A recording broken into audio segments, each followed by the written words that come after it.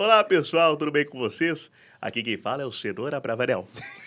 E eu vim da Flórida pra cá, vocês vão entender que eu tô com muita coisa de inglês na cabeça, mas hoje falaremos sobre climb. Muito bem-vindo ao nosso episódio número 60. Hoje vai ser especial, não é mesmo, Bruno? Isso aí, Silvio. Obrigado pela sua participação, honrosa participação. E hoje eu estou ao lado dele. Pedrinho, tudo bem com você? Tudo ótimo, Bruno. Mais uma vez, o nosso apresentador oficial do Comunista. Ganhei esse título? Ganhou. Beleza, hein? O Silvio até se emocionou ali agora. O Silvio caiu lá. Ficou emocionado. Machucou aqui.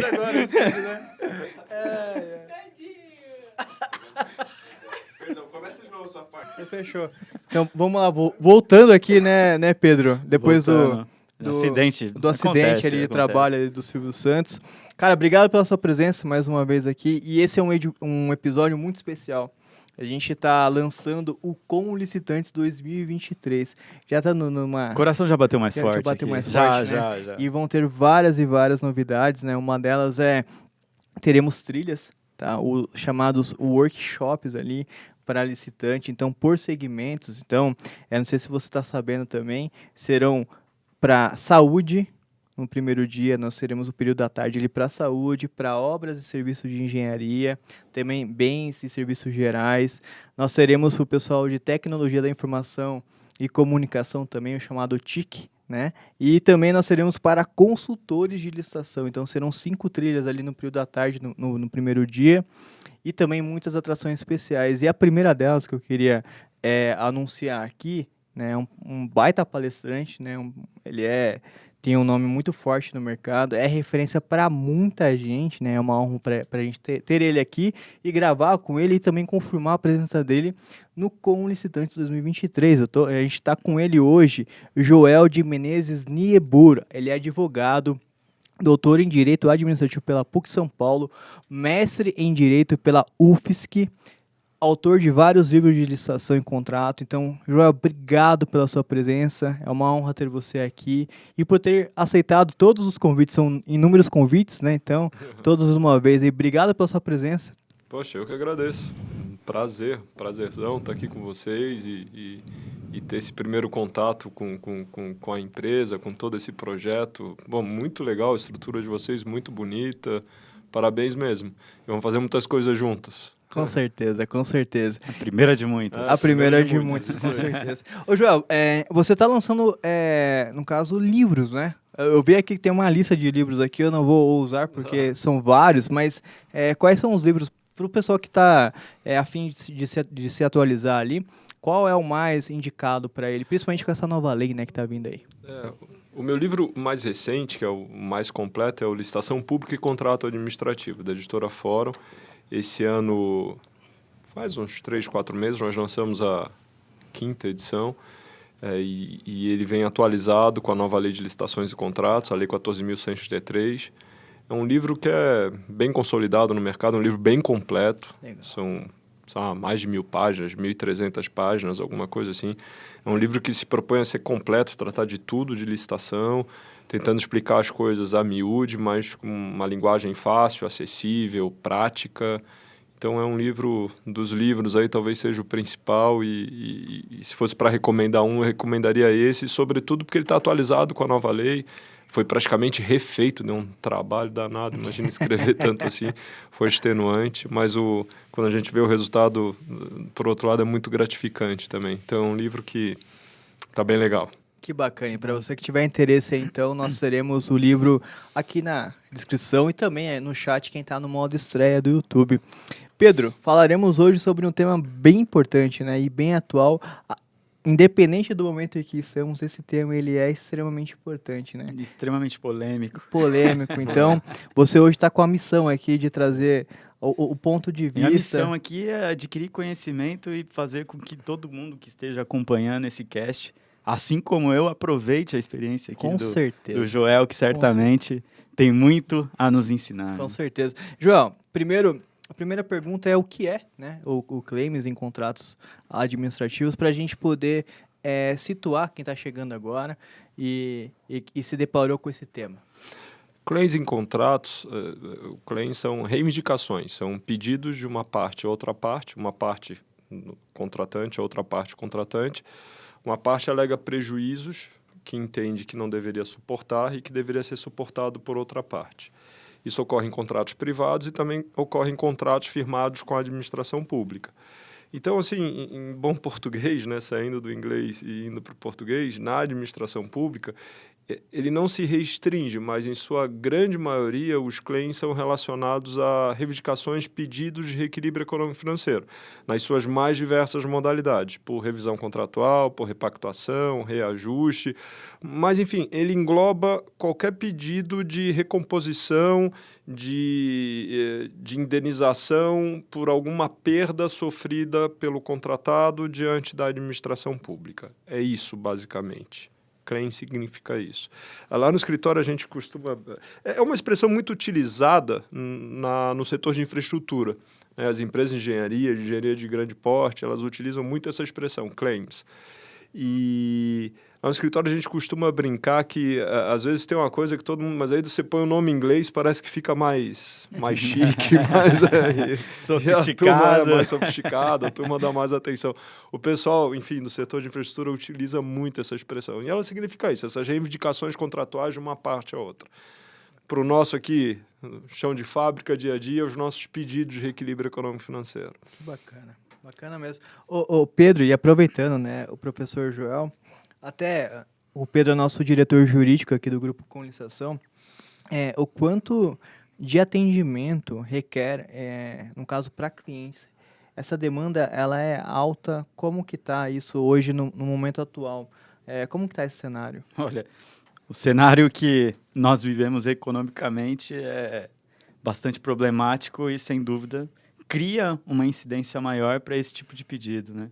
Então, olha, Bruno, eu diria que é sempre difícil trabalhar com números, mas dos 10 questionamentos que mais chegam hoje até o jurídico, entre eles certamente está o reequilíbrio. Né? A gente sabe que esse assunto sempre foi um assunto polêmico, mas quando a gente está passando por um momento de crise, um problema econômico, a gente tende a ter uma ascendência, né, desse tipo de dúvida, de solicitação. Então, acredito que esse tema aqui vai interessar muito, não só os clientes do Com Licitação, que recorrentemente estão tirando essas dúvidas, mas todos aqueles que acessam e consomem os nossos conteúdos.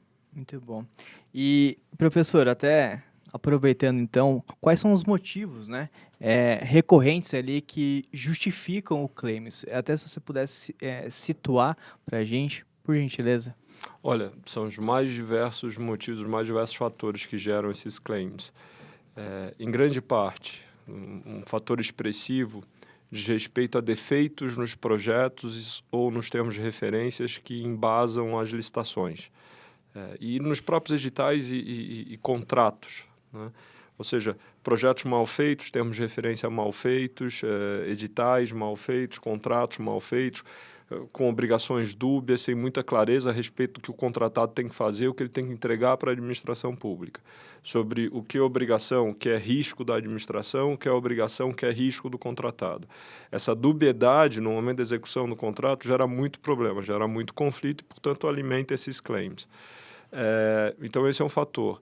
Outro fator muito frequente é que, às vezes, as empresas que participam da licitação, elas antes de participarem da licitação e apresentarem as suas propostas, elas não analisam, né, isso com alguma frequência, muito bem os termos do edital, do contrato e documentos anexos. Então, a empresa lá no afã de botar o contrato para dentro, girar, né? Vender botar a qualquer dinheiro, custo, vender, né? Ele não se atenta às obrigações previstas no edital, no contrato e nos documentos atinentes à licitação. Então, isso também costuma gerar muito problema. Daí, um terceiro fator, diria, fatos imprevisíveis, né? Eventos imprevisíveis. O sujeito se atentou, ele fez uma leitura atenta do edital, contrato e demais documentos, fez uma proposta séria, cuidadosa, participou da licitação, venceu a licitação e daqui a pouco vem coisas novas que ele não levou em consideração e não tinha como levar em consideração a época da licitação. E daí, aos mais diversos fatores, isso varia muito em razão do tipo de contrato, né? obra, né? Por exemplo, entra muito em cena questão de chuva, questão de solo, fornecimento, daí vem muito essa questão cambial, sobretudo em produtos importados. Então, a depender do segmento, as razões vão mudando, mas aparecem esses fatos imprevisíveis. E dentro desses fatos imprevisíveis, tem muito essa questão de variação de preço extraordinária de insumos, né? E como o Pedro falou, no momento de crise, né, que nós ainda, né, saindo desse período de pandemia, tudo ainda meio que tentando se ajustar, o mercado muito volátil, a gente está com problema óleo diesel, combustível, aço, ainda com problema, de certa forma, de variação cambial, né? Então, nesses momentos meio conturbados de economia, isso gera muitos reflexos, evidentemente, no mercado e nos contratos administrativos. Então, essas são causas frequentes, há outras, mas eu destaco essas. Até aproveitando e pegando o gancho, eu observo que hoje a nova lei, ela trouxe uma preocupação muito grande ali com o planejamento. Mas, em contrapartida, é uma percepção minha, nem sei se ela é uma máxima ou não, eu não vi tanta atenção assim para termos de contrato, né? Eu senti que o legislador ele esqueceu um pouco desse ponto e acabou focando mais no planejamento. Esse foco da legislação no planejamento tende a melhorar algo, principalmente nessa incidência dos editais mal elaborados ali para o fornecedor que participe, eventualmente, acaba incidindo no reequilíbrio por essa falha do projeto básico, do projeto executivo, ou não tem uma associação necessária? Qual que é a sua opinião sobre isso, João? Olha, a lei exige da administração, a nova lei exige da administração pública um planejamento bastante robusto e muito difícil de ser cumprido por parte da administração pública. Então, é um grande desafio para a administração pública dar conta de cumprir todos esses requisitos estabelecidos na nova lei para o planejamento das licitações. São requisitos que já são usados há algum tempo na administração pública federal, que foram instituídos por meio de instruções normativas, 05 de serviço, daí tem a instrução normativa de TI, são instruções normativas que vigem apenas na administração pública federal e que são bem pesadas em relação ao planejamento, né? Tem mais ou menos um script, assim, uma ideia central, que é, primeiro você tem um plano anual de contratação, daí quando você vai fazer a licitação específica, você começa com documento de formalização de demanda, estudo técnico preliminar, daí depois termos de referência, orçamento, parecer jurídico e análise de risco. É mais ou menos assim que é o caminho. Só que essas coisas não são, falando assim, você dá para fazer isso, é simples, mas daí você vai ver o que tem que ter em cada um desses documentos, são coisas muito complexas, né? Então, documento de formalização de demanda, que o sujeito só diz assim, olha, eu quero contratar tal coisa, essa justificativa. Depois tem que fazer o estudo técnico preliminar, que seria uma coisa assim de avaliar a demanda, precisar bem a demanda, assim, interno, né, dentro da administração, voltado para dentro. Você pensa, mas deve ser uma coisa simples. Daí você vai ver o que a lei exige nesse estudo técnico preliminar, são dezenas de coisas difíceis, análises mercadológicas, e daí você tem análise de risco depois. Então, são coisas muito complexas de serem feitas. Eu critico muito a lei em relação a esse aspecto, porque, na minha percepção, a gente tinha que distinguir as contratações estratégicas das não estratégicas. As estratégicas corresponderiam assim, a 2%, 3%, 4%, 5% no máximo das contratações da administração. O resto seria contratação não estratégica. Você fazer um planejamento assim tão robusto, tão minucioso, só na estratégica. Aquelas contratações do dia a dia, aquelas contratações mais rotineiras, elas deviam seguir um caminho mais rápido, né? E deveriam ser, em grande parte, automatizadas.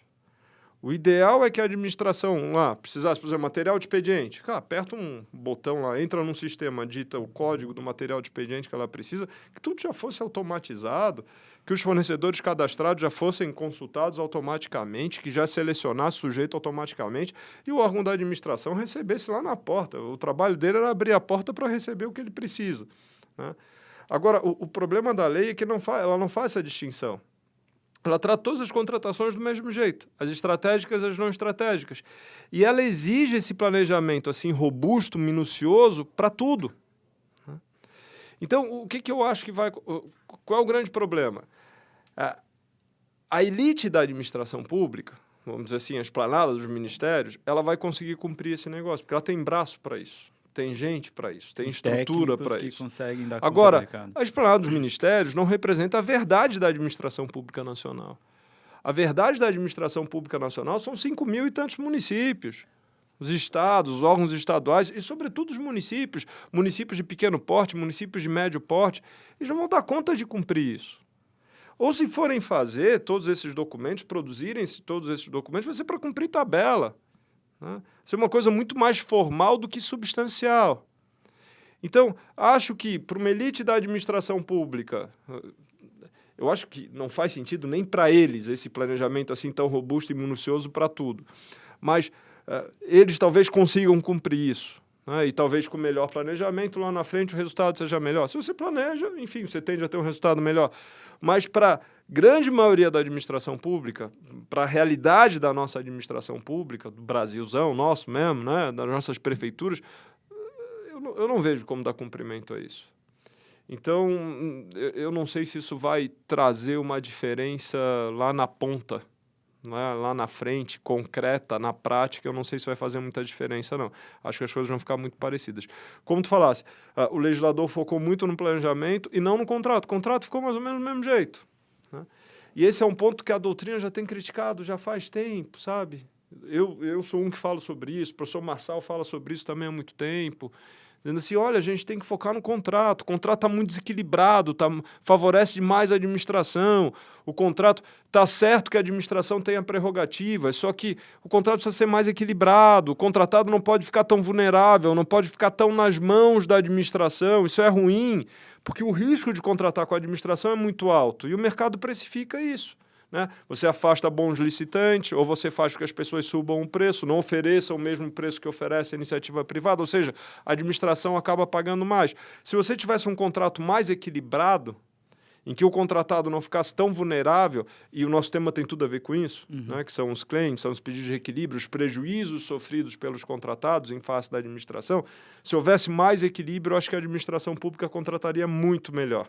E a lei, infelizmente, não avançou em relação a isso. Avançou. Eu não sou lá muito fã dessa nova lei, não. eu diga-se de passagem também, não acho que poderia ser melhor. Ela não foi disruptiva, né? Não foi disruptiva. Ela fez um compilado do que já se existia e botou em prática. Tá olhando muito mais para as regras que já foram aplicadas para o futuro. Para frente. E eu vejo que hoje a tecnologia, à medida que ela vem avançando, e isso olhando do ponto de vista empresarial, o Comunistação mesmo, que é uma plataforma que busca a todo momento integração tecnológica, a gente vê o quanto a mudança ela é necessária. Sim. Em um curto espaço de tempo. Né? Pedro, e não faz sentido. Não faz o menor sentido. A administração contratar como se estivesse na década de 90, pelo amor de Deus. Décadas atrás, com todos os recursos de tecnologia da informação que nós temos, a administração comprar o material de expediente tem que passar por todo esse rosário de exigências burocráticas. Né? Daí você vai conversar com o pessoal que trabalha com a administração, o sujeito passa 1, 2 semanas para fazer um orçamento. Né? Daí tem um pregão lá com 100 itens, daí o sujeito fica pendurado naquele pregão semanas. Isso não faz sentido nenhum. Né? Então, a lei teria avançado se ela simplificasse. Né? É evidente que tem licitações muito complexas, que são aquelas que eu chamo de estratégicas, que não dá. Essa aí você tem que parar, tem que fazer uma belíssima reflexão, tem que amadurecer, tem que ter análise de risco, daí é uma que tem que ir com mais calma. É natural, porque é uma contratação complexa, que vá ao seu tempo, mas essas contratações mais cotidianas, essas que não são estratégicas, tinha que simplificar com o uso maciço de tecnologia da informação. O que é que vocês oferecem para os licitantes? Né?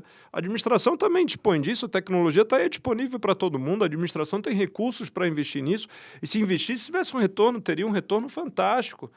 Nós usamos mais ou menos os mesmos sistemas já da década de 90, do final da década de 90, do pregão eletrônico, é mais ou menos a mesma tecnologia. Né? Do que aconteceu nos últimos 20, 30 anos, isso não foi absorvido pela administração. A administração tem que destacar um sujeito para fazer um orçamento, ele tem que ficar indo atrás de empresa, é uma coisa meio que manual, ele procurar, ele levantar informação. Isso tinha que ser tudo automatizado, evidentemente. Então, a lei não avançou e não deu muito espaço para avançar em relação a isso, né? Porque ela ficou naquele modelo do passado. Isso é muito ruim. E o pior é que, enfim, acabamos de aprovar uma nova lei de licitações e contratos. É provável que não se faça uma mudança tão cedo, né? Então ainda vamos ficar ainda mais um tempo. Essa legislação, né? Quanto tempo nós esperamos? Décadas padecendo aí nas mãos da 8666/93 e eu acho que perdemos uma oportunidade. Tem coisas boas na nova lei, né? Até tem coisas boas, tem coisas que permitem um avanço, mas de um jeito, de um modo assim geral, acho que muito sutil. Eu não gostei. Eu acho que poderíamos ter avançado muito mais.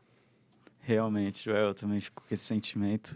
Agora, um ponto que a gente sempre traz à tona aqui é o quão se torna mais difícil avançar até em termos tecnológicos, porque você não encontra espaço e você encontra muita resistência.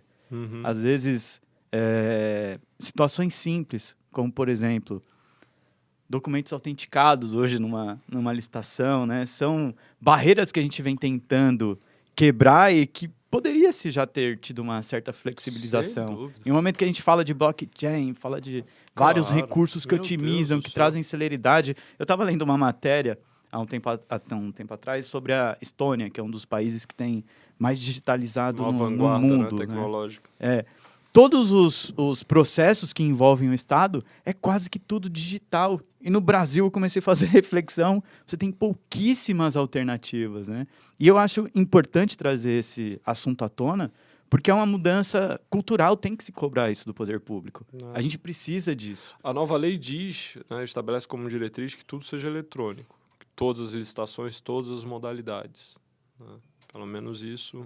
Já foi um avanço. Agora, sim, o que está no papel e o que vai ser na prática, na realidade, é um abismo. Às vezes muito tem um grande. hiato aqui também, mas pelo menos em relação a isso, ela indicou o eletrônico como regra. Tô adorando esse bate-papo aqui, porque assim, ó, eu vou sair um pouquinho então do roteiro, porque acho que até na sua explanação, professor, você mesmo já foi ali por um caminho, mas eu quero perguntar, porque assim, ó, para a gente ter esse tema aqui bem debatido, nós temos um problema ali que a nova lei ela trouxe, a opinião de vocês é que ela não trouxe tantos avanços assim, ela só consolidou aquilo que já estava consolidado, vamos falar português claro, mas precisa se avançar. Se vocês tivessem, aí eu faço uma pergunta provocativa, tá? Se vocês tivessem ali a condição de mudar, esquecem que tem barreiras e tudo mais, mas se vocês tivessem ali como mudar e propor, o que vocês atacariam nesse momento? Assim? O que, assim, de fato faria diferença para o mercado ele virar essa chave e parar de olhar para o passado, igual vocês falaram, olhar, ó, a tecnologia está aí, precisa mudar isso, precisa mudar... Quais seriam ali os pontos que vocês abordariam? Isso se sente para você também, Pedro. Eu sei que você hoje está afiadíssimo. Mas eu vou deixar a palavra pro Joel, que ele tem muito mais domínio aí para evoluir esse assunto. Eu faria... Eu acho que você tocou no ponto principal. Eu acho que o equilíbrio é o fundamental. Eu tenho hoje alguns clientes estrangeiros que às vezes é difícil a gente explicar algumas situações porque eles não conseguem nem entender como que funciona na prática. Você vai falar de uma prorrogação de contrato, você tem que fazer uma formalização antes, pedir autorização de uma coisa que é óbvia, eles ficam, mas por que tem que ser assim? E tudo parte da supremacia do interesse público que causa esse desequilíbrio muito grande. Então, eu não sei qual que seria o viés que você entende como principal, mas a minha percepção e o que eu noto hoje é que essa desigualdade é ela que desencadeia uma série de problemas, muito mais do que o avanço tecnológico, muitas vezes. Bom, se você disser assim, tem um processo político, é óbvio que as coisas não acontecem do jeito que a gente quer, mas a tua pergunta é, Joel, se tu pudesse decidir, se alguém dissesse assim, Joel, você vai fazer a nova lei e vai ser do seu jeito, né? Você vai decidir.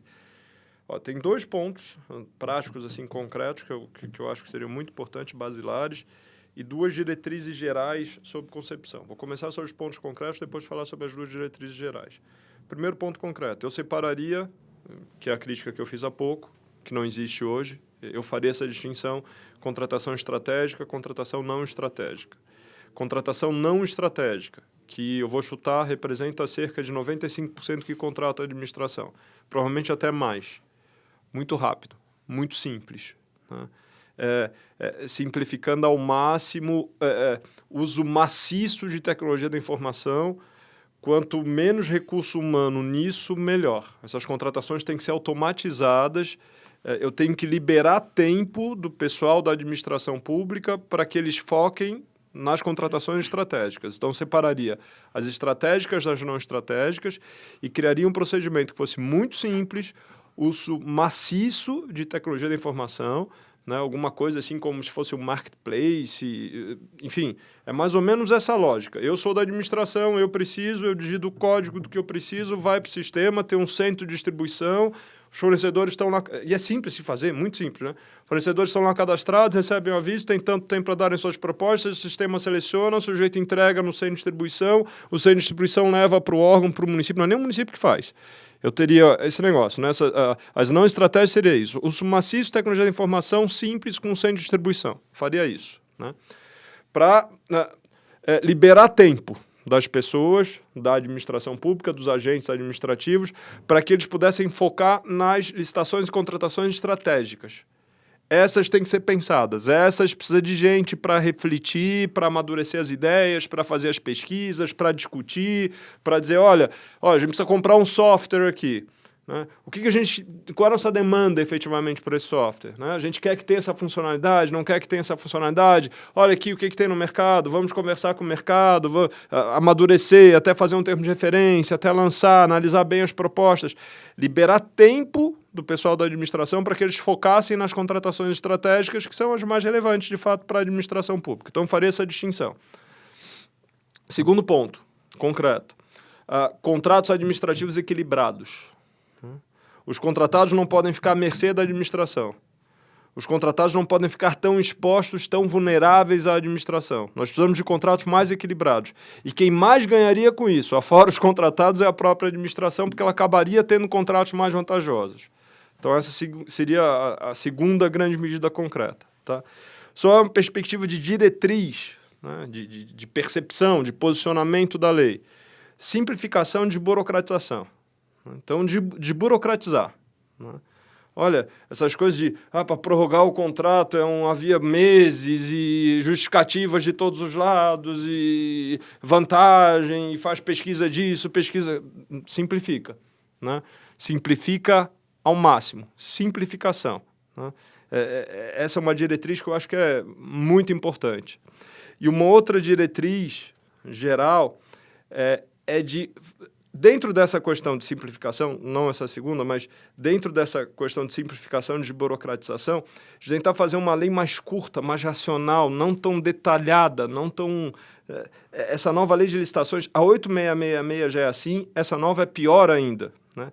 É muito detalhezinho, a lei é muito extensa, é muita linha, é muito parágrafo. Nesses detalhes tem muita casca de banana. Isso gera muita insegurança jurídica. E a gente tem que ver o seguinte, a lei ela não é direcionada para advogado, né? Ela não é direcionada, essa lei não é direcionada para o universo jurídico, para juiz, para promotor, para advogado. Ela é direcionada para agente administrativo, para o sujeito que escreve termo de referência, para o sujeito que faz a pesquisa de preço, para o sujeito que é pregoeiro, para o sujeito que é comissão de licitação, para o sujeito que é fiscal de contrato, para o sujeito que é gestor de contrato, para o licitante que tem lá uma empresa, às vezes uma empresa pequena, uma empresa de pequeno porte, que quer participar da licitação, que quer aumentar e ampliar o seu mercado, que não conta, às vezes, com uma consultoria jurídica, com um suporte mais especializado. Essas pessoas têm que ter uma compreensão mais fácil sobre a licitação e o contrato. Então, essa diretriz, simplificação e desburocratização, acho que é fundamental, né? Acho que é fundamental. E a outra diretriz é de proteção aos agentes públicos envolvidos nas licitações e contratos. E a gente vai estar falando também de claims. Essa é uma das principais causas pelas quais os claims, os pedidos de reequilíbrio econômico e financeiro, são com tanta frequência rejeitados pela administração, né? Porque os agentes administrativos muitas vezes recebem, eles olham para aquilo e falam, pô, o sujeito tem razão. Mas o que é melhor, eu deferir ou indeferir? Se eu deferir, a administração vai pagar mais. Alguém pode vir questionar e eu posso, né, posso ter que responder o processo, posso ter que responder uma sindicância, sei lá o que vai acontecer. Se eu indeferir, não acontece nada, né? se criou um ambiente na administração pública que é muito melhor indeferir.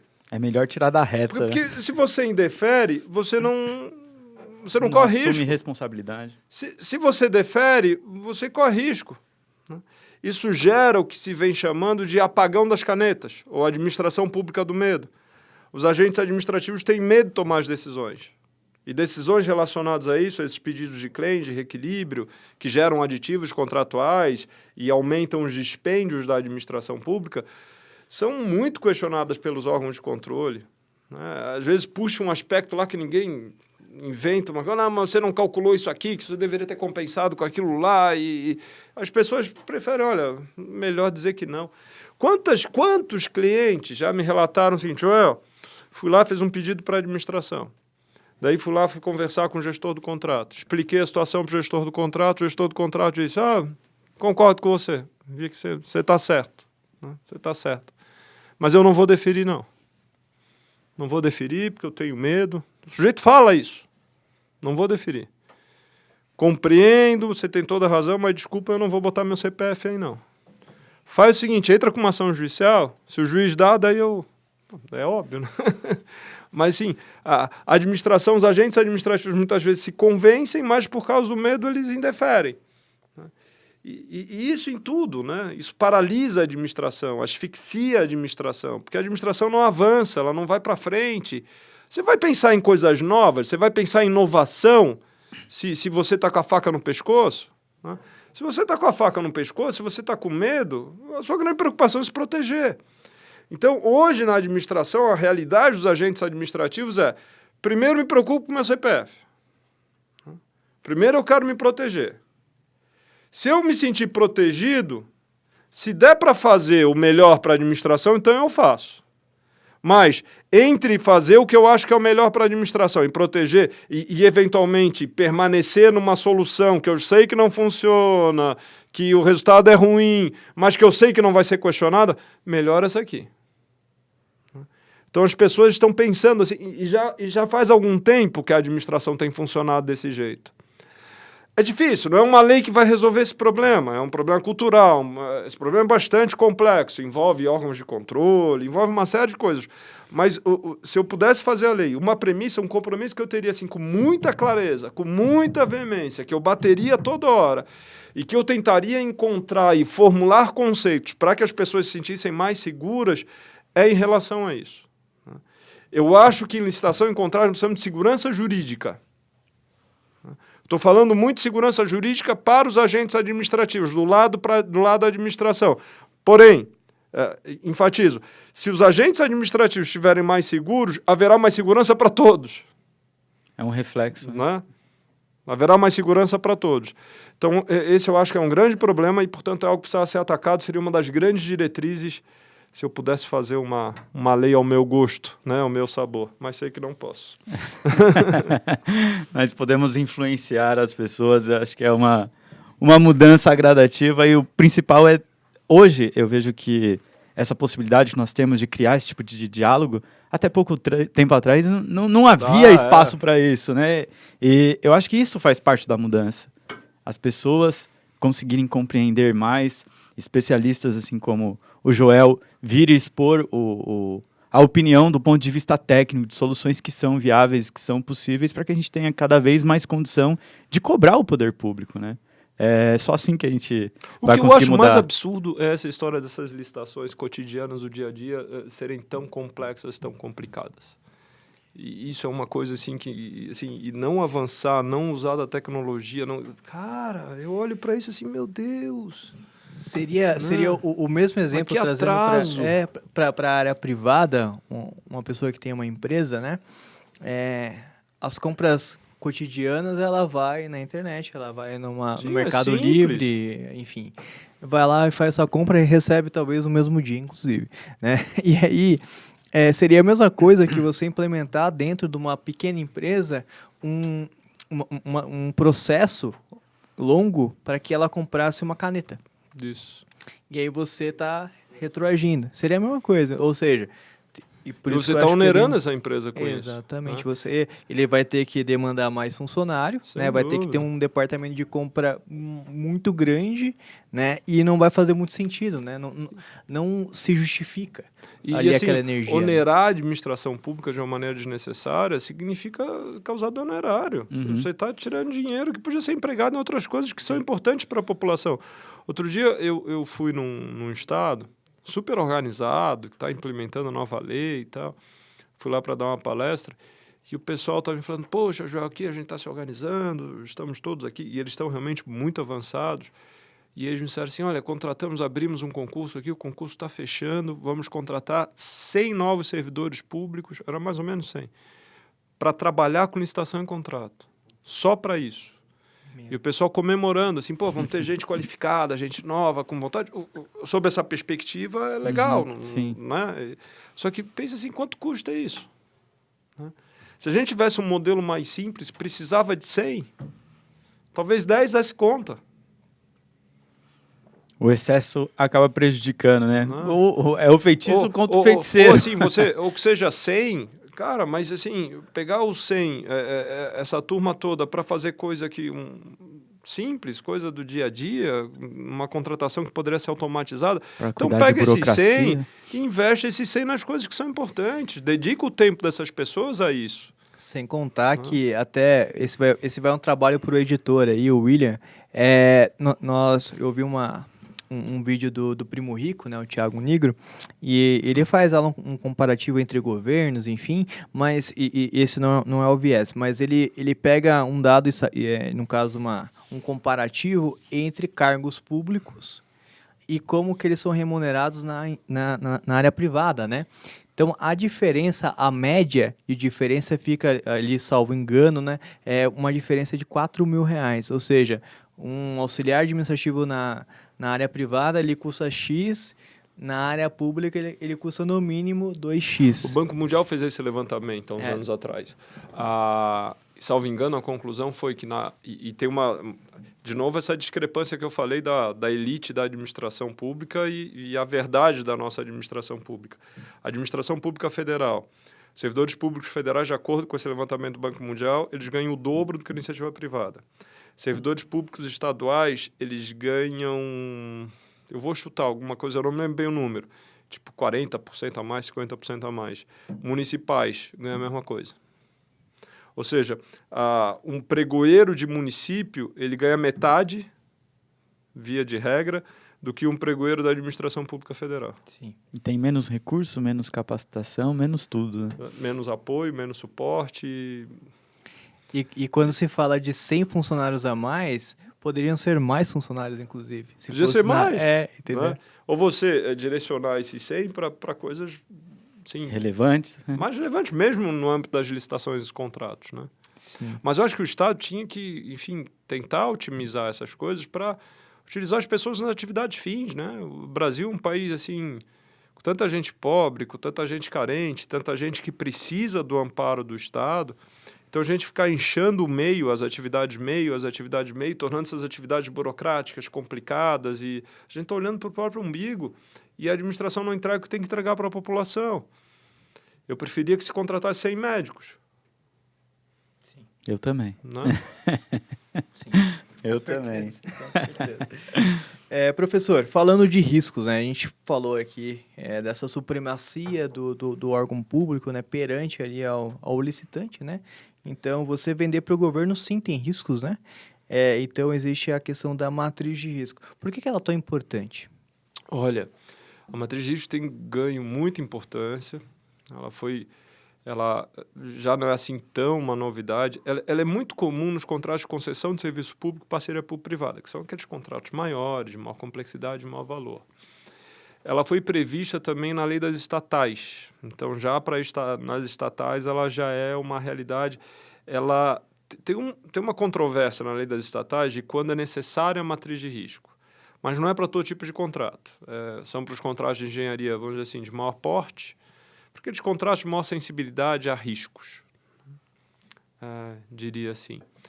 E a matriz de risco foi tratada também na nova lei de licitações e contratos. Na 8666/93 não havia menção à matriz de riscos. Então ela foi tratada de forma sistematizada, tem pelo menos 2 artigos inteiros, praticamente inteiros, que versam sobre ela, que tratam dela e dizem como é que ela tem que ser construída, o que deve constar e quais os reflexos dela. Então, eu acredito que por isso, na nova lei de licitações e contratos também a matriz de risco não é obrigatória para tudo, só para aquelas contratações de grande vulto e na engenharia quando envolve contratação integrada ou semi-integrada. Mas como está sendo assim bem estruturada, sistematizada na lei, eu acredito que ela vai cada vez ganhar mais espaço, né? Cada vez vai ser mais frequente. E ela é boa, ela é legal, é uma boa medida. É talvez um dos pontos positivos da nova lei. Mas, repito, não é para tudo. Não quer dizer que a partir de 1º de abril do ano que vem, quando todo mundo vai ter que fazer a nova lei, agora vai ter tudo matriz de risco. Não, né? Mas o que eu estou querendo dizer é que acho que cada vez, passando o tempo, cada vez com mais frequência ela vai ser usada. Bom, dito isso, por que ela é importante? No sistema atual, 8666, a gente tem uma regra que é mais ou menos, uma regra geral, que é mais ou menos a seguinte. O que é previsível, você na hora de fazer a sua proposta, participar da licitação, o que é previsível ali naquele momento, você tem que colocar na sua proposta. Se você comeu bola, não se atentou a algo que você poderia prever, e depois na execução do contrato você vai dizer, administração, eu não levei isso em conta na minha proposta, vem aqui me dar um aditivo. Você não tem direito ao aditivo. Na hora de formular a sua proposta, você tem que levar em conta tudo que é previsível. Durante a execução do contrato, você tem direito ao claims, né, ao pedido de reequilíbrio econômico-financeiro, em relação àqueles eventos imprevisíveis. Ou seja, olha, eu fiz a minha proposta, levei em conta tudo que era para levar em conta, mas aqui durante a execução do contrato surgiu um fato novo que eu não tinha como levar em consideração. Houve uma variação cambial extraordinária, ou falta de um insumo, isso fez com que o preço dele aumentasse muito, ou qualquer outro evento que fosse imprevisível na hora da elaboração da proposta. Então, sob o regime atual, essa é a regra, né? Previsível, tem que levar em conta na proposta, daí não tem direito a aditivo lá na frente. Imprevisível, se acontecer algo imprevisível durante a execução do contrato, você tem direito ao aditivo. Essa é a regra geral. Com a matriz de risco, isso muda substancialmente. O que é a matriz de risco? É um documento em que a administração, em que os contratantes, no caso do contrato administrativo, quem vai fazer a matriz de risco é a administração, né? Porque já vem junto com o edital. A administração vai dizer quais são os riscos. O risco é um evento superveniente à assinatura do contrato, que surge depois da assinatura do contrato e que pode impactar esse contrato. Pode impactar a programação daquele contrato, o projeto daquele contrato. O risco, o que é? É um evento que pode vir a acontecer durante a execução do contrato que te atrapalha essa programação, que faça, por exemplo, com que a obra atrase, né? Então, o risco é um evento superveniente que impacta a execução do contrato tal qual programado. Então, na matriz de risco, a administração vai identificar os riscos e vai enumerar. Pode ser mais, pode ser menos, não tem uma regra fixa sobre isso, mas daí vai muito da experiência e da competência dos agentes administrativos responsáveis por isso. Então, vai ter uma lista de riscos. Segundo ponto, daí eles vão qualificar esses riscos. Olha, esse risco aqui tem mais chance de acontecer ou menos, né? Ele é provável, né? Ele é improvável, altamente provável, então qualifica. Se ele acontecer, qual o impacto? O impacto é baixo, é médio, é alto? Então, você qualifica, você pensa em medidas mitigadoras, o que eu posso fazer para evitar esse risco, ou se o evento que compõe o risco acontece, o que eu posso fazer para mitigar os seus efeitos, para diminuir os efeitos. Então, faço tudo isso. E o ponto, assim, o apogeu, né, o ápice da matriz de risco é a alocação de risco. Ou seja, a administração, esquece o resto, mas vamos lá na essência. A administração define o risco e diz, isso aqui é um risco. E ela diz assim, se isso acontecer, isso vai para o bolso de quem? Ou seja, se isso acontecer, o contratado vai ter direito ao aditivo ou não vai ter direito ao aditivo? Então, a administração, quando ela se utiliza da matriz de risco, ela vai daí a miúde, no detalhe, ela vai dizer, se isso acontecer, meu amigo, tu tem direito ao aditivo ou não tem direito ao aditivo? Então, vou dar um exemplo prático, né? Variação cambial. Né? Então, hoje, você, sei lá, tem uma licitação. Você vai apresentar a sua proposta, é um produto importado, de acordo com o câmbio hoje vigente, tem mais ou menos uma variação que é média, que é ordinária, que é comum ao mercado, você leva isso em conta e tal, oferece sua proposta assim no contrato. Daqui a pouco há uma variação cambial extraordinária. Essa variação cambial extraordinária é um fato imprevisível. Então, você tem direito ao reequilíbrio econômico financeiro. Você pode pedir, você pode formular um claim à administração pública em razão dessa variação cambial extraordinária. Isso pela regra atual.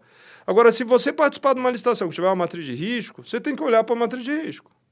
Porque se a matriz de risco é o seguinte, variação cambial, risco contratado, meu amigo, é seu.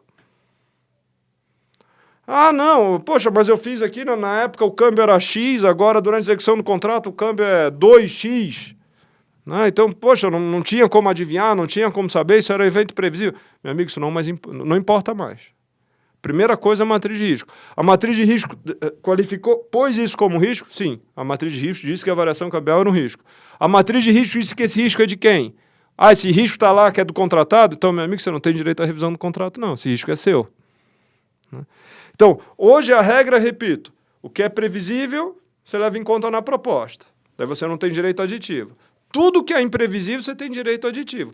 Com a matriz de risco, você vai ter direito aditivo em relação àquilo que a matriz de risco diz que você tem direito aditivo.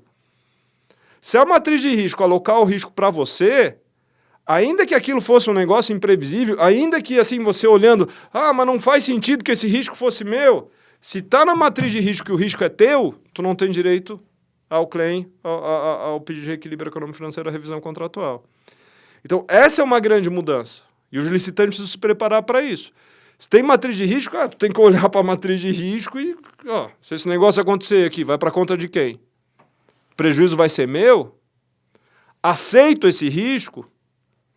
Tenho como, na minha proposta, fazer frente a esse risco? Não tenho como. Cara, então vai ter que puxar o freio de mão. Ou ir na aventura. Né? Então, é isso, é uma mudança substancial para as empresas que participam da licitação. E o ponto positivo é a segurança jurídica que ele acaba trazendo. O ponto positivo é a segurança jurídica, porque hoje é aquele negócio, o que é previsível é do contratado, o que é imprevisível é a administração, é na conta da administração, ou seja, o contratado teria direito ao aditivo. Mas daí, durante a execução do contrato, há muitas dúvidas sobre o que é previsível e imprevisível. Por exemplo, de novo no exemplo da variação cambial. Daí há uma variação cambial. Daí o sujeito vem e apresenta um pedido para a administração. Daí a administração diz, não, mas variou X%, isso não é imprevisível. Então, não está claro. Não tem parâmetro. Não tem um parâmetro objetivo. E tem muitos eventos, então, que surge uma divergência entre o contratado e a administração. O contratado defende que aquilo é imprevisível, que, portanto, ele teria direito a uma revisão contratual, e a administração, daí, muitas vezes, entende que não. E daí a coisa se judicializa, o contratado fica no prejuízo, daí espera muito tempo até que se decida uma ação judicial e prejuízo para o contratado. Quando você tem uma matriz de risco, fica claro, olha, esse risco aqui, esse risco é de quem? É do contratado ou é da administração? Vai ficar claro. Então, é um outro mindset, né? É uma outra perspectiva para os licitantes e também para a administração. Dá muito mais segurança jurídica, mas tem que ter muito cuidado. Tem que ter muito cuidado. Tem que ser mais diligente na hora de fazer a proposta agora. Mais diligente. E como eu estava falando antes para vocês, qual a causa dos claims? Assim, em grande medida, desatenção dos fornecedores, do pessoal das empresas, dos licitantes, que não analisam, às vezes, o edital, os termos do edital, os termos do contrato com cuidado. O sujeito quer botar o contrato para dentro, quer fazer girar, está precisando de faturamento, e daqui a pouco tem uma obrigação lá no meio, tem um risco que foi imputado a ele, que se acontece onera demais, ele acaba tendo que trabalhar no prejuízo. E às vezes o contrato que parece a salvação é o tiro fatal, né? É a bancarrota da empresa, né? Porque daí daí não vê que tem aquele ônus, não vê que tem aquele risco, e daqui a pouco, para executar aquele contrato, ele tem um prejuízo, se não executa, vem multa, ele é declarado inidôneo, e às vezes um contrato que parece a tábua de salvação acaba sendo a derrocada da empresa. Contratar com a administração não é fácil, tem que ter atenção, tem que ter cuidado, tem muita armadilha, tem muita casca de banana pelo caminho, né? E, sobretudo, nesse modelo da 8666/93 dessa nova lei, que é assim, burocrática, detalhista, cheia de coisinha, cheia de detalhes, cheia de minúcia. É por isso que eu defendo que a gente deveria ter uma licitação mais simples, né? Uma coisa mais cara crachá, mais assim, eu quero tal coisa, tá aqui o preço, pronto, entrego. Né? Devia ser mais simples. E os contratados deviam ter mais segurança, os contratos deveriam ser mais equilibrados. Muito bom, muito bom. Só um parênteses aqui, no Conlicitantes, Pedro, também nós teremos claro, o grande momento lá, até gestão de riscos com o Rafael Mota, ele vai tratar desse assunto lá no palco.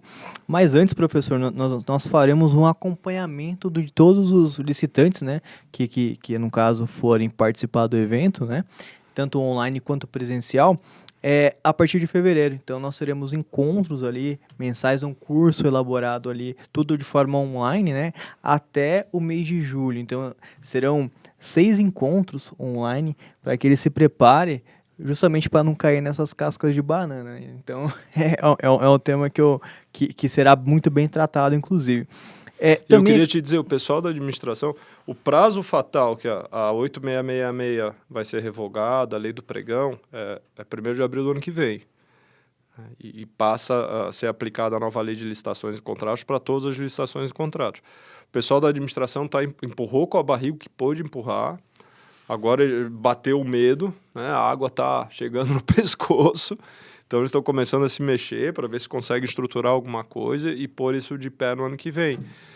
Mas, enfim, eu vejo com muita preocupação lá das empresas. Sim. Né? Porque as empresas também precisam se preparar. Elas também precisam entender dessa lei. Elas precisam ver essas novas perspectivas, Olha, como tem coisinha aí no meio, como tem... Eu falo desse termo, casca de banana, como tem armadilhazinha, essas trapzinhas assim no meio. O sujeito tem que estudar, tem que se preparar, tem que formar o pessoal da empresa, né, frequentar cursos.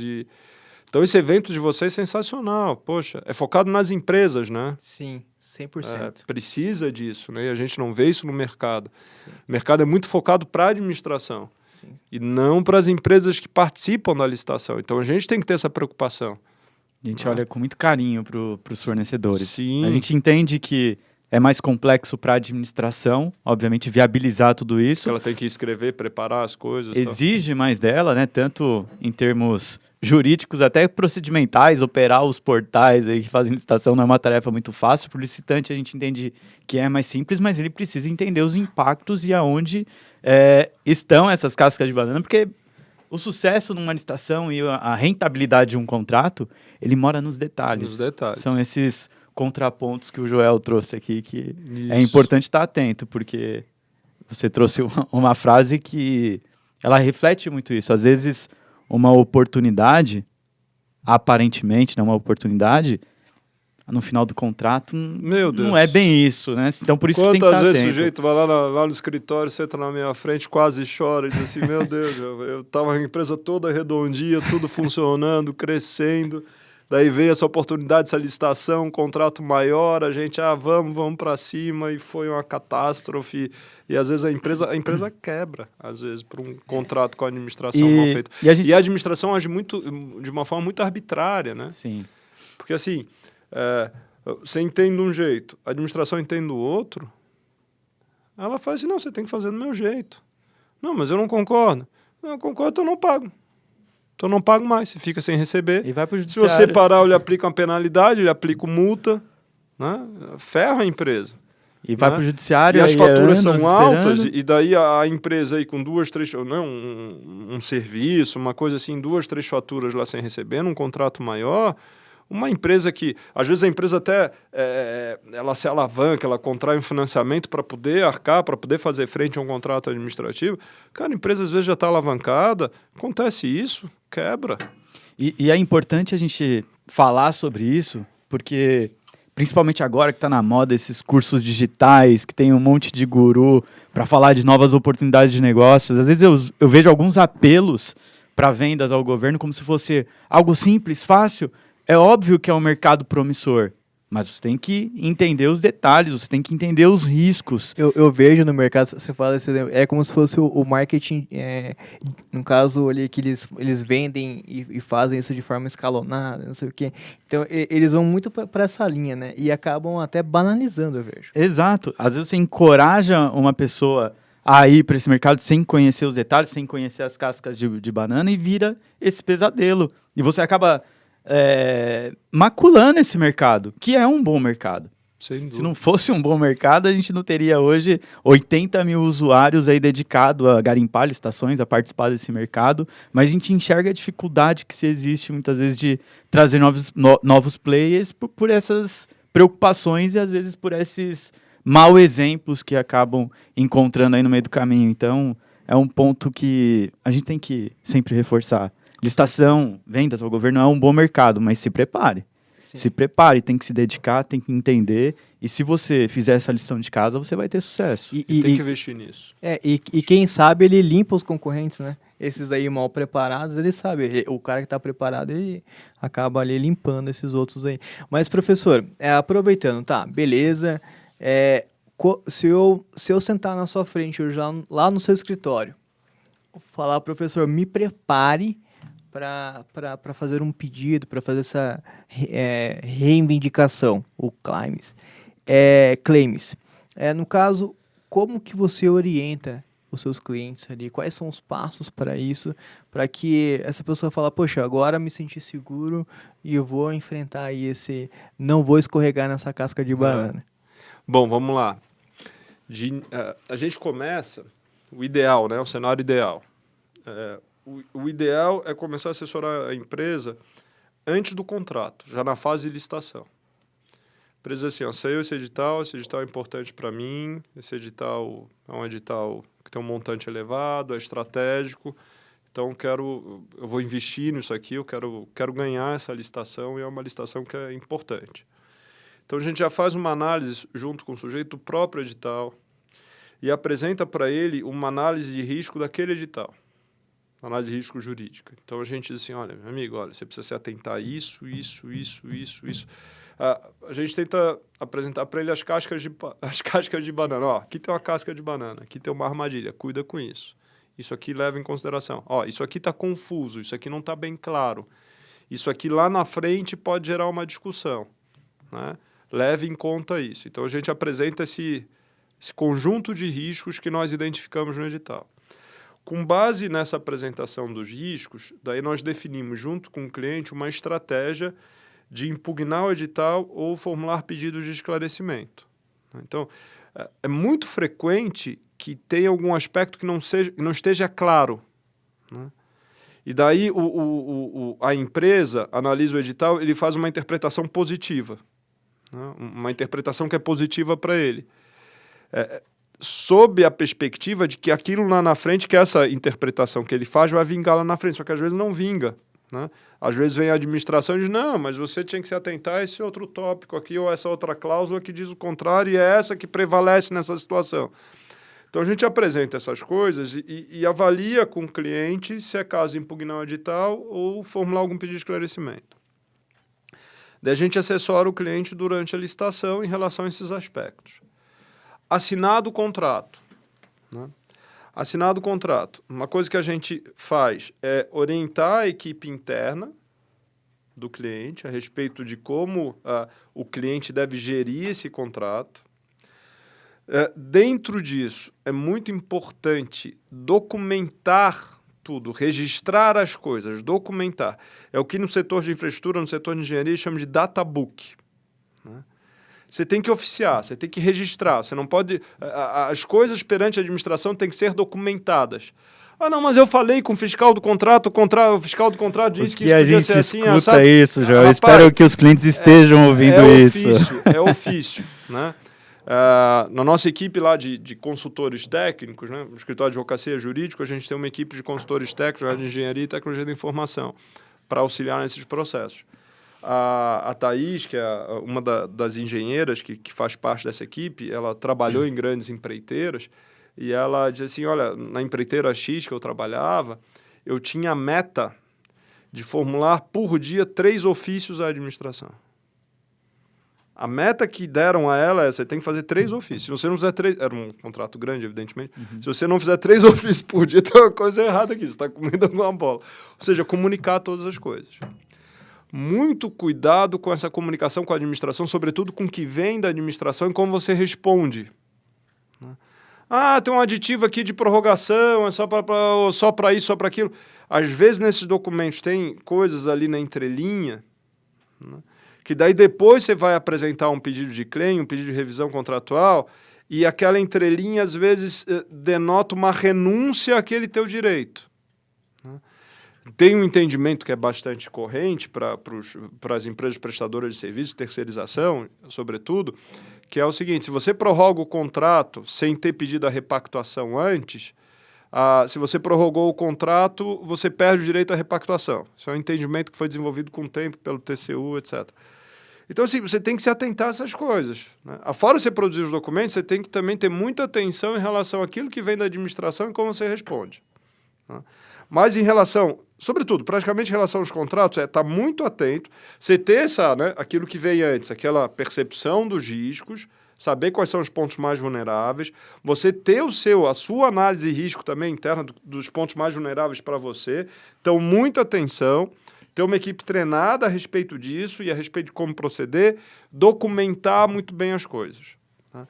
Na hora que surge um claim, na hora que surge, olha, aqui aconteceu esse problema. Aconteceu esse evento, isso aqui não era responsabilidade minha, isso aqui é da conta da administração, tem um direito a um aditivo contratual. Daí você vai formular isso perante a administração. Isso tem que ser bem posto. Né? Esse seu pedido tem que ser claro, tem que ser bem fundamentado.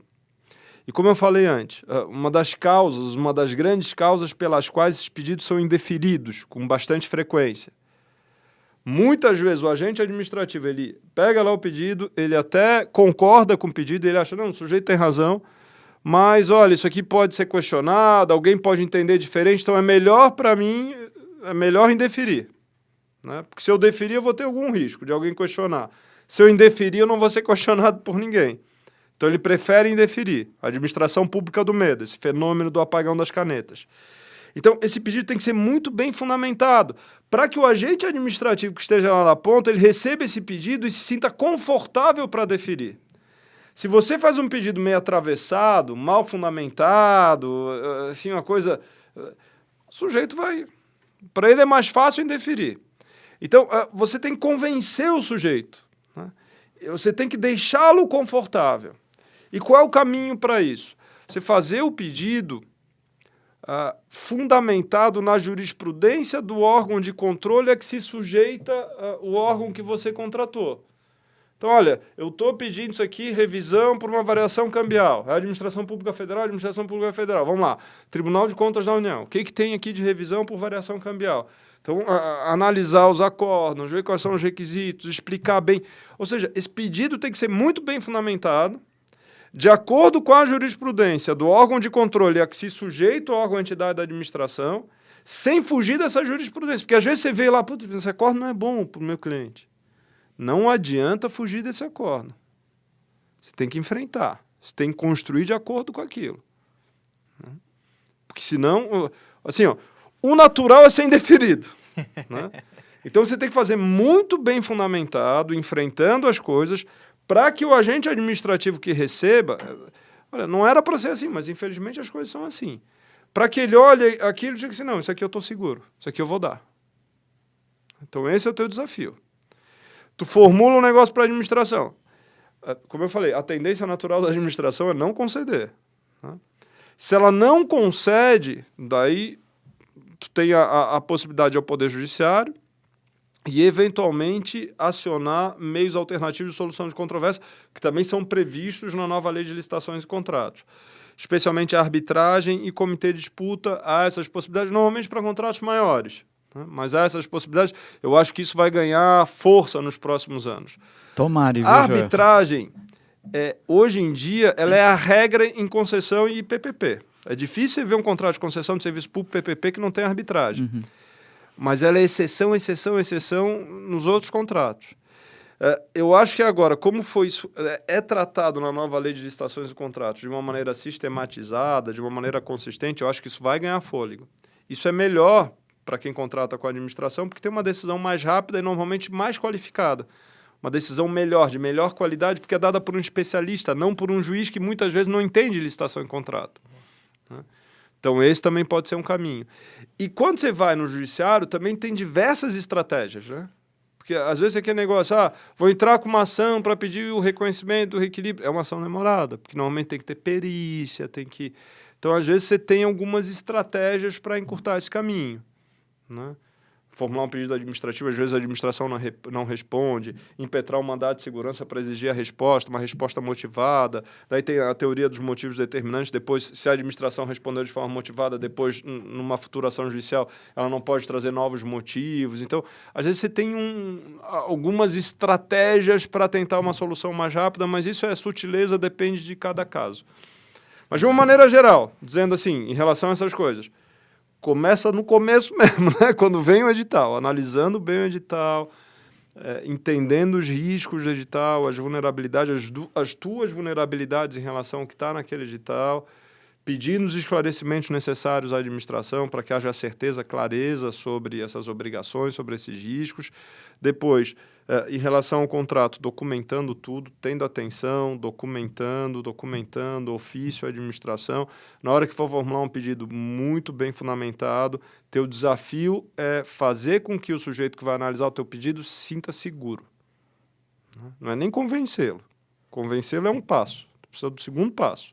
Afora convencê-lo, ele olhar para aquilo e dizer, não, isso aqui, afora eu entender que é devido, eu acho que eu me sinto seguro para deferir isso. Então, tem esse desafio. E se não der certo, uma estratégia que varia muito de caso a caso, particularidade de cada caso, sutileza de cada situação, de enfrentamento disso judicial ou em alguma outra instância. É um negócio complexo, não é fácil. Eu acho que o resumo de tudo é ser preventivo, porque o que a gente percebe aí na grande parte dos casos é que o cliente geralmente só te procura quando o problema, o caos já está instaurado.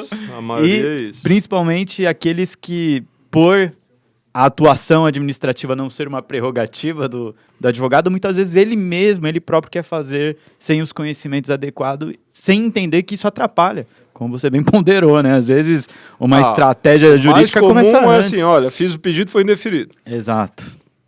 Né? Exato. Agora, tem sido frequente, assim, especialmente contratos maiores, aqueles que a empresa vê assim, não, esse contrato é um contrato que é relevante, esse é um contrato que, para mim, seria um contrato que me mudaria, me levaria a um outro status, ou é um contrato que eu já tenho, se eu perder, eu vou voltar, eu vou andar umas casas para trás, eu não quero perder esse contrato.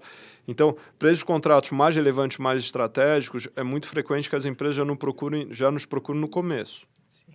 Né? Quando sai o edital, dizem assim, olha, eu não posso perder esse negócio, isso aqui não pode dar errado. E já peçam para a gente acompanhar já desde o início. Mas a grande maioria, depois que o problema já surgiu, e pensam num advogado daí só para a esfera judicial. Só para a esfera judicial. Uhum. O que é, na minha opinião, uma péssima decisão. Estou meio frustrado, estou um pouco frustrado com o judiciário.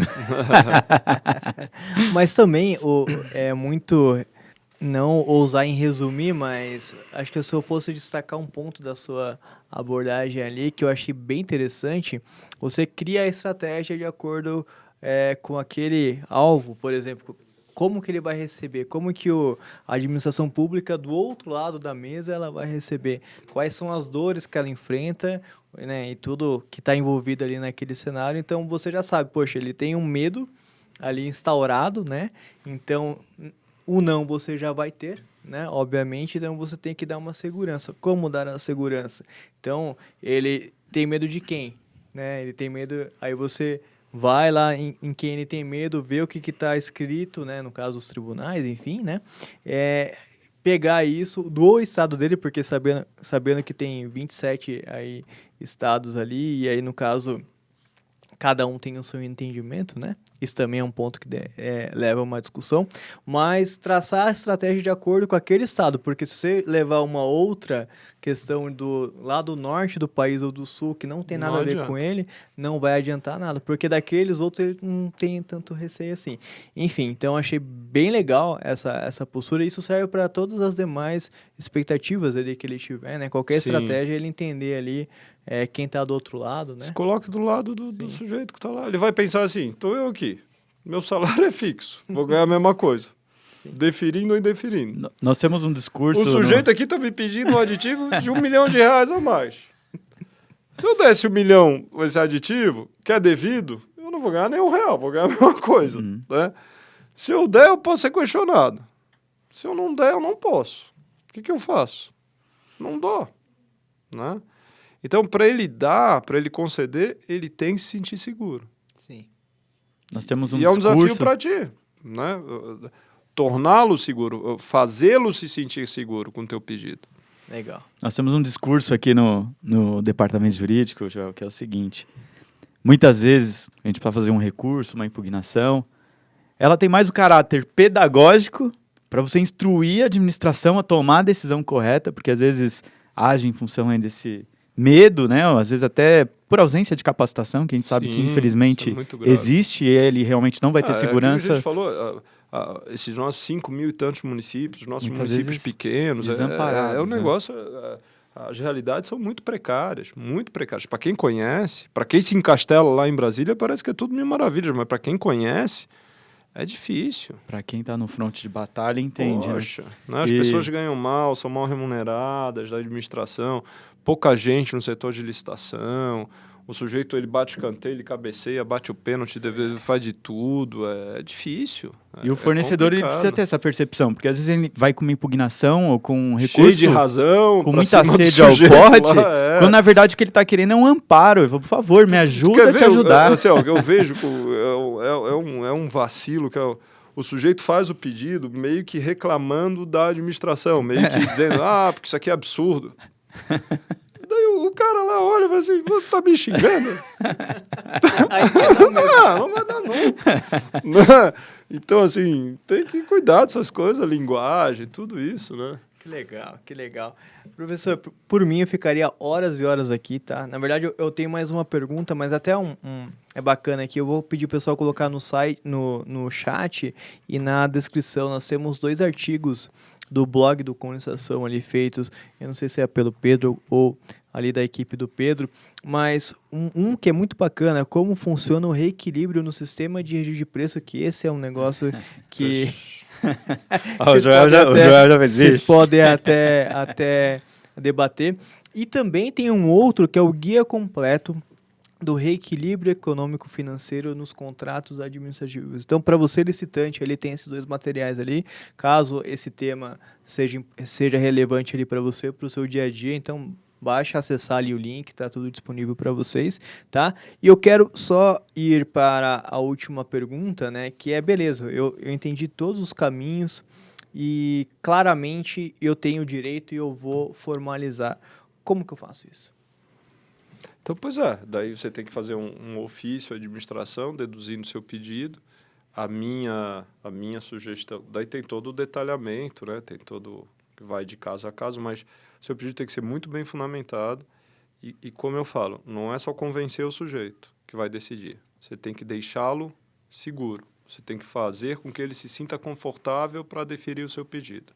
Ou seja, tem que ser algo muito bem fundamentado, de preferência, muito bem embasado na jurisprudência do órgão de controle a que se sujeita o órgão ou entidade que tu contrata, sem fugir das decisões, enfreitando de peito aberto essa jurisprudência e mostrando que essa jurisprudência é adequada, agasalha o teu caso, o teu pedido. Eu acho que é isso que precisa ser feito, esse que é o caminho. Daí, formula o pedido, cuida com a linguagem, repito, assim, quer não ter chance nenhuma, começa a falar, né, a dizer que é um absurdo, que é uma temeridade, né? Então, assim, você está pedindo lá para o sujeito da administração, então, maneira... É ele quem vai decidir, né? Exato, então, assim, né? Isso aí é um pecado mortal, né? Então, afora convencê-lo, você tem que se preocupar em fazer com que ele se sinta seguro. Importante daí apresentar o pedido, tentar fazer uma visita, tentar apresentar, tentar falar com o gestor, né? Tentar receber dele algum feedback, alguma impressão. Olha, você acha que isso aqui pode prosperar? Você vê algum entrave? Porque, eventualmente, nessa conversa, você pode até fazer alguma complementação, trazer algum dado, algum outro elemento. Ele pode dizer, não, mas isso aqui eu precisava de uma planilha que mostrasse isso, eu precisava de um documento que comprovasse, acho que isso não é suficiente. Mas o que poderia ser suficiente? Então, é interessante também fazer o pedido, conversar, né, explicar as razões e acompanhar de perto, né? E aquilo que a gente falou, te põe no lugar do sujeito que vai tomar a decisão, né? Então, tenta raciocinar sob a perspectiva dele, porque ele vai ter que deferir o teu pedido, né? Mais empatia. Quem defere ou indefere é ele, exato. Aproveitando que você levantou então a bola... Você quer falar, né? Eu acho importante falar desse assunto. Você vai falar já do SRP, né? SRP. É claro, por favor. É porque o SRP ele tem uma função importante. E eu acho que é uma lógica muito justa para nos fazer licitação recorrentemente para a contratação de um mesmo objeto que você sequer tem noção da real demanda. Ô Pedro, eu só queria dar um spoiler do Com Licitantes. Qual que é? Porque esse é um assunto, por isso que é muito polêmico, eu vou deixar você complementar. Mas, professor, só para ter uma noção, nós vamos usar esse desafio, nós vamos chamar de desafio. Tá? Para 2 profissionais, um representando a área pública e outro representando a área privada, né? Para 2 professores, para eles elaborarem um projeto, no caso, com a ótica de cada um, né? Mas para resolver justamente esse problema. Esse dilema. Então, é só um pequeno spoiler aí. Eu sei que eu não estou autorizado a dar tantos spoilers assim que a gente acabou de lançar, mas debateremos lá esse assunto com projetos. Um debate interessante. Mas é só para não perder o fio da meada. Desculpa, Pedro. Pode seguir. E agora, a 14133, ela inclusive amplia, dilata ali o prazo de vigência de uma ata de registro de preço. Só que, em contrapartida, a gente vê uma série de decretos, inclusive o decreto federal, que é um decreto ali até um pouco bipolar, se a gente considerar ali a leitura até o artigo 19, né? E que ele cria uma barreira para a concessão do reequilíbrio. E eu vejo muitos posicionamentos, inclusive de doutrinários, defendendo que a concessão do reequilíbrio, ela só deve ser no sentido estrito do contrato. Eu tenho uma opinião diferente porque eu entendo que o SRP, guardada ali as proporções, ele não deixa de ser um contrato conceitualmente. E aí, a extensão ali da possibilidade de se aplicar o reequilíbrio com base na regra do contrato mesmo, entendendo como uma possibilidade de reajuste. Até porque eu acho que ele perde um pouco a sua essência e o seu propósito quando eu tiro a possibilidade de se reequilibrar. Porque o que vai acontecer é o fracasso, principalmente no cenário com que a gente vem vivendo. E quantas empresas se ferram, né? Exato. Porque não se atentou ao preço, daí veio a requisição, vai pedir o reequilíbrio. O preço no mercado, o sujeito vai lá pedir o preço, o equilíbrio. Mas e normalmente, assim, tu assina a ata, daí não é demandado, daí tu esquece. Não tá lá preocupado todo dia com aquela ata, tu tá fazendo as outras coisas. Daí aumentou o preço. Aí chega no último mês... Daí daqui a pouco tu tá surpreendido com o pedido da administração. A administração pede, quero 1.000 unidades desse negócio aqui.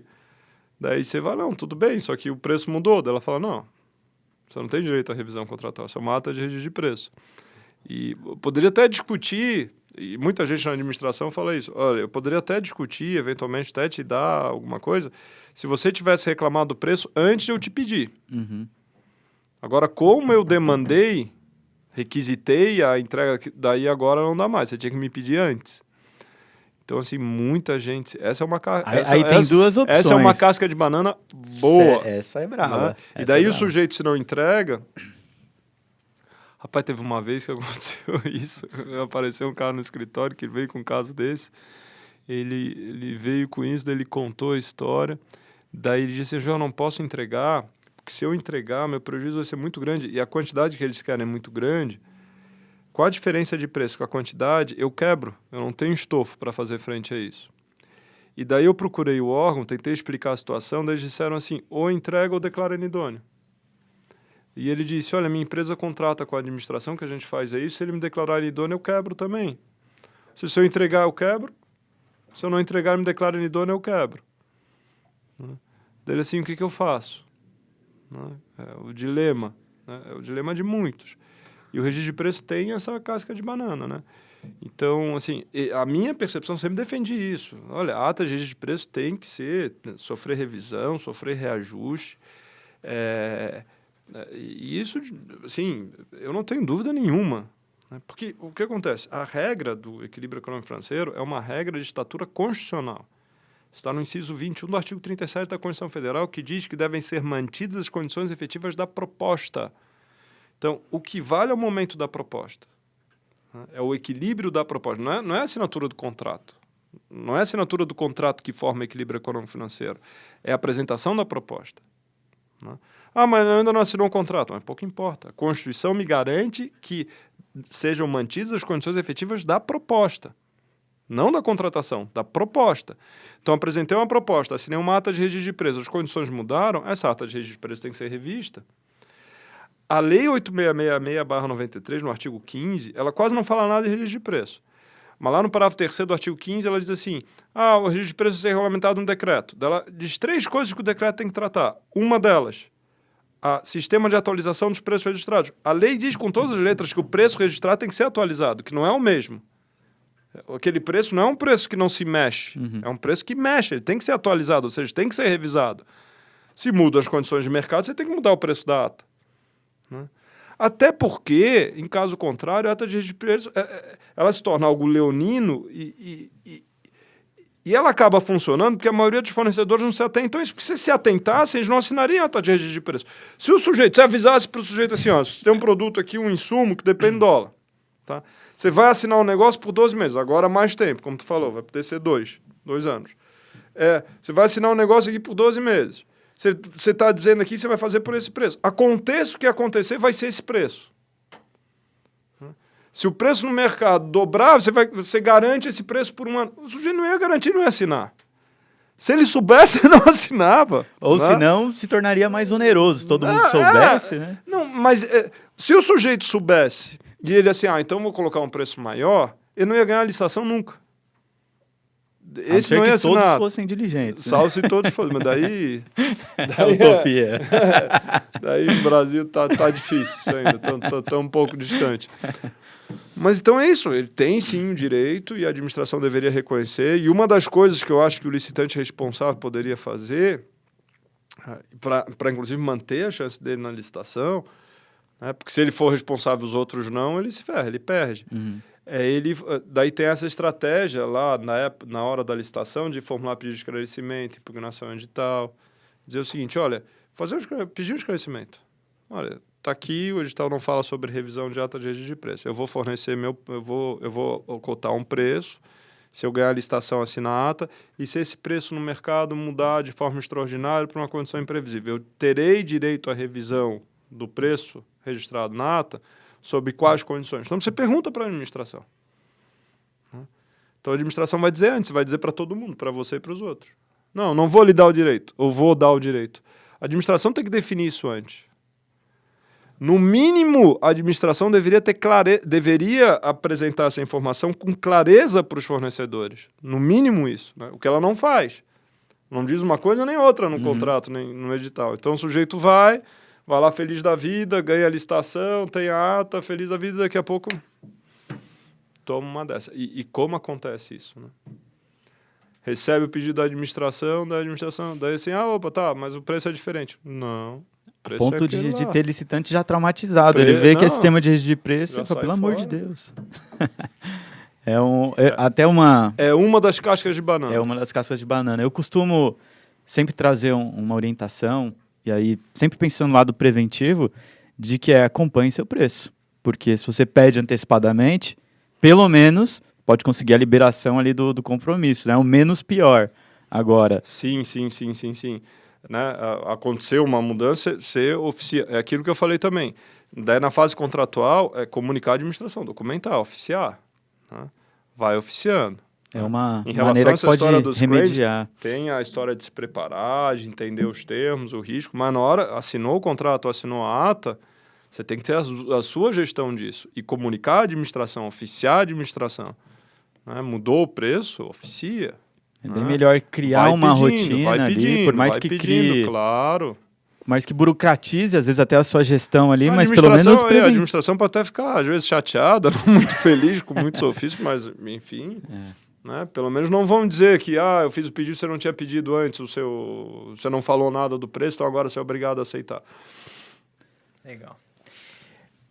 Que episódio, hein, Pedro? Bom demais, né? Caramba, que episódio legal. Obrigado pela sua presença, Eu que agradeço, pessoal. Parabéns aí por tudo. Olha, estrutura fantástica, grandes iniciativas aqui, grandes projetos. Eu realmente acho que tem um mercado, né, já de muito tempo que é focado na administração, nessa parte de licitação e contrato. E eu, de muito tempo, eu sinto essa necessidade. A gente precisa ter alguém especializado, uma estrutura especializada como vocês, voltada para os licitantes, né, para aqueles que interagem com a administração. A gente tem que pensar nesse outro lado também, não só do lado da administração. A vida dos licitantes não é fácil, então vocês realmente cumprem um belíssimo papel e, enfim, ajudam, colaboram, tem trazido uma colaboração fantástica aí para essas empresas, e às vezes pequenas empresas médias, para aquelas empresas que fazem o desenvolvimento do país, né? Que geram emprego, que geram receita, que fazem o Brasil avançar, e essas pessoas precisam saber onde pisam quando contratam com a administração. Não podem desprezar esse mercado, mas precisam ser bem orientadas quando atuam nesse mercado, precisam saber onde pisam quando contratam com a administração. Então, parabéns por todo o trabalho. Poxa, obrigado, João. Obrigado A gente mesmo. fica contente com essa referência e, sem dúvida, a gente também entende essa lacuna, vê o quanto é necessário estar ali junto, e a gente até brinca, né, que o cliente que vem para o Com Licitação, a missão nossa, fazer com que o negócio dele seja próspero, senão ele não vai ser nosso cliente, né? Claro. O cara que se ele quebrar se frustra, vem, ele vai querer sair desse mercado. Então, o propósito do Com Licitação é justamente esse, abraçar, principalmente, pequenas empresas. Igual, nós temos aqui disponível para o assinante a consultoria jurídica. Ela é importante, porque não vai ter condição de ter um departamento especializado para dar a orientação certa, para alertar sobre essas cascas de banana. No mínimo, ele tem que ter essa ação preventiva, ter aonde consultar para tomar a decisão correta, para não entrar em uma furada aí nesses gurus que prometem... Eu gostei do nome gurus. Tem bastante guru, que promete aí um cenário extremamente próspero sem alertar sobre esses riscos. É um bom mercado, e se quer ter sucesso, até falar aqui com a câmera. Venha com o Licitação que a gente vai te ajudar, viu? Você tá um bom marqueteiro daqueles, viu, Pedro? Obrigado mesmo. E mais um episódio, a gente vai estar aqui com vocês na próxima terça-feira, então. Professor, pra gente finalizar, então, para aquele licitante que tá te ouvindo, te conheceu agora também, né? Se deparou com essa aula, né, de hoje. Qual que é o recado para ele e também para ele se preparar, para ele, se você puder também fazer uma conclusão sobre esse tema, também seria importante para a gente encerrar esse episódio. Olha, eu diria, o mercado de contratos com a administração é um mercado importante, não se pode desprezar. Acho que as empresas não se podem se dar o luxo de desprezar um cliente tão robusto quanto a administração pública nacional, mas não é um mercado muito fácil. Você precisa saber onde você pisa, né? Você precisa se preparar, você precisa ter atenção, né? Você é comercial, você quer gerar contrato, você quer pôr contrato para dentro, mas cuidado, aquilo que nós falamos antes. Às vezes, aquilo que parece ser a salvação ou uma mola que vai te levar para um outro patamar, isso pode ser a derrocada da tua empresa. Os contratos com a administração pública são complexos, são sensíveis, você precisa ter cuidado, você precisa ter muita atenção. Você não deve desprezar esse mercado, é um bom mercado, só que você precisa saber onde você pisa. Cuidado. Muito bom. Pedro, obrigado mais uma vez. Bruno. E, claro, você como nosso mestre aqui também, para esse licitante que está nos ouvindo também e nos acompanha a gente nas lives, enfim, no podcast, nos eventos e tudo mais. Sobre esse tema em específico também, o que mais você daria como caminho ali? E também, lógico, eu sei que vocês já absorveram muito conteúdo aqui, mas se você tivesse que sair desse episódio com uma frase, uma palavra, qual seria? Eu acho que é um pouco do resumo do episódio do que o Joel nos trouxe aqui, né? É ser preventivo. Obviamente, se capacite, entenda, mas busque sempre a prevenção. Nunca a repressão. A repressão não é um bom caminho. Então, busque alternativas que vão fazer com que você não chegue nesse risco. Ou, se você chegar, que esteja mais preparado, esteja mais amparado. E eu acho que esse é o melhor caminho. Muito bom. Pessoal, até a próxima terça-feira. Encontraremos vocês aqui no YouTube, modo estreia, e também no Spotify. Um grande abraço. Até a próxima.